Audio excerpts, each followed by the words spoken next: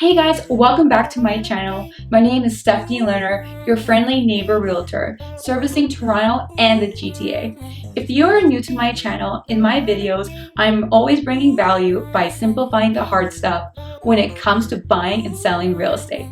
If that is something you're interested in, make sure to subscribe so you don't miss any of my future videos.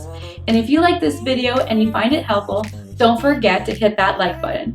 It really helps with the YouTube algorithm. In today's video, I'm going to kind of do an overview of what's been going on in the real estate market this year of 2020 and a bit about the now and possibly where the trends are heading. So let's just jump right in.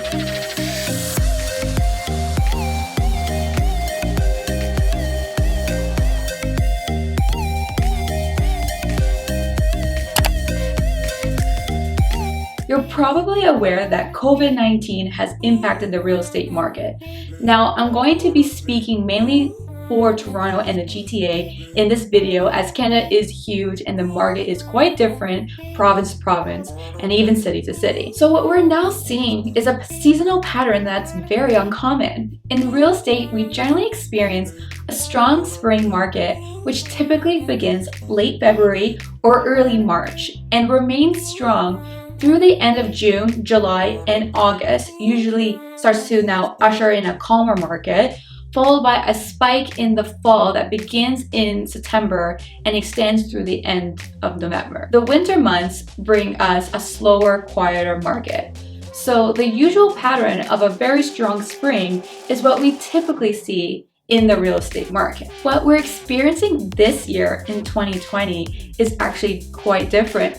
Beginning in early January, the market was very strong and remained that way till the middle of March, right about the time the shutdown took place. Once everything shut down, the real estate market basically paused for 2 months, from mid-March to May.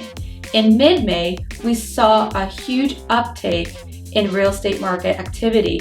It really went crazy. And yes, mortgage rates are at record lows, which of course drove a lot of this demand. Whatever the case may be, it certainly made the summer months very active, and certain areas were just untouchable with numerous bidding wars. As I record this now in November, I'm reflecting on what's happened with the numbers so far this year, and frankly, it's been nuts. Inventory is actually low right now with lots of buyer demand out there. We're seeing prices reaching the strong levels we saw back in 2017, which means that the real estate market is back up to its all-time highs again. This unusual trend does seem a bit concerning because we still find ourselves in the midst of a pandemic. Market analysis and others are trying to make sense of the growth we've seen. Unemployment rates have gone up, and while there's been some recovery, employment hasn't returned to pre-pandemic levels. Small businesses are still suffering and have experienced a pretty dramatic drop in their in-person clientele. So while employment and businesses have turned downward, I want to mention a couple of additional factors that may be impacting the real estate market. First, the government was offering the CERB program, which was $2,000 a month, which has now been transferred to the EI program. Second, the bank have allowed homeowners to skip on their mortgage payments on a 6-month deferral program. This kind of deferral may also have been offered to postpone some lines of credit and credit card payments if customers had the compelling circumstances to support it. So in my opinion, the CERB and possibly other deferral programs offered by the banks basically applied a band-aid to the market, which means that any fallout that would have immediately resulted due to a pandemic shutdown didn't actually occur. Instead, fallout has been delayed, and we're still in a process where things are delayed. Factors impacting the real estate market will change, I believe, because of the CERB getting switched back to the EI program.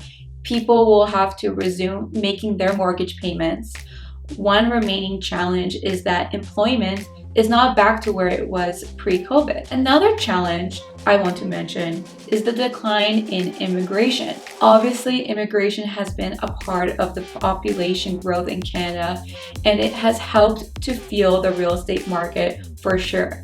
The fact that immigration has slowed just adds to the mystery of why the market is moving as fast as it is right now. The truth is, we can't really say what the future holds for the real estate market. Will prices be the same? Will they go even higher than they are now? Maybe not.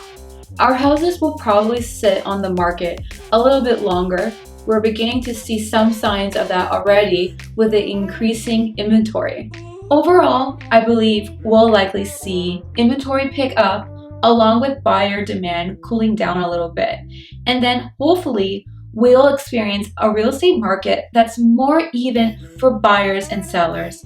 The strategy as to how you're going to buy and sell real estate will obviously change at that point and is already changing.